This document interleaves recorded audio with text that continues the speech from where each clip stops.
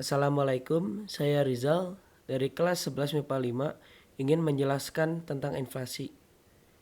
Selamat menyaksikan. Apa yang dimaksud dengan inflasi? Kita sering mendengarnya di televisi atau bahkan membacanya di koran maupun media cetak elektronik. Inflasi adalah proses meningkatnya harga-harga secara umum dan terus-menerus dalam jangka waktu yang relatif lama, serta cenderung menurunkan nilai mata uang. Di sini kita akan membahas 3 hal, yaitu jenis inflasi, penyebab inflasi, dan dampak dari inflasi. Secara umum, jenis inflasi dapat dikelompokkan menjadi 3 kelompok, yaitu berdasarkan asal-usul timbulnya inflasi, cakupan pengaruh kenaikan harga terhadap inflasi, dan dari parah tidaknya inflasi. Yang pertama, asal-usul. Dari dalam negeri terjadi defisit anggaran.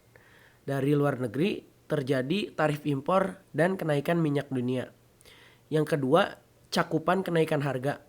Inflasi tertutup, kenaikan harga dari harga barang tertentu. Inflasi terbuka, kenaikan harga keseluruhan, sedangkan inflasi tak terkendali, kenaikan harga terus-menerus. Yang ketiga, dari parah tidaknya inflasi tersebut. Yang pertama itu ringan, 10% setahun, sedang 10% sampai 30% setahun. Sedangkan berat 30% hingga 100% setahun dan tak terkendali lebih dari 100% setahun. Lalu ada penyebab inflasi. Yang pertama, permintaan yang lebih besar daripada supply atau biasa disebut inflasi tarikan permintaan. Yang kedua, kenaikan bahan baku maupun biaya produksi.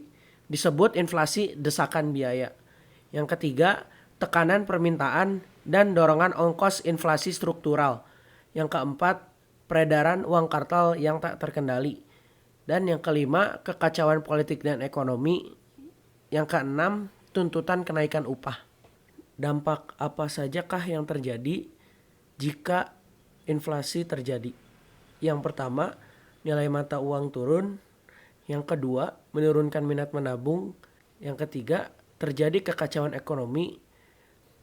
Bagaimana inflasi di era new normal?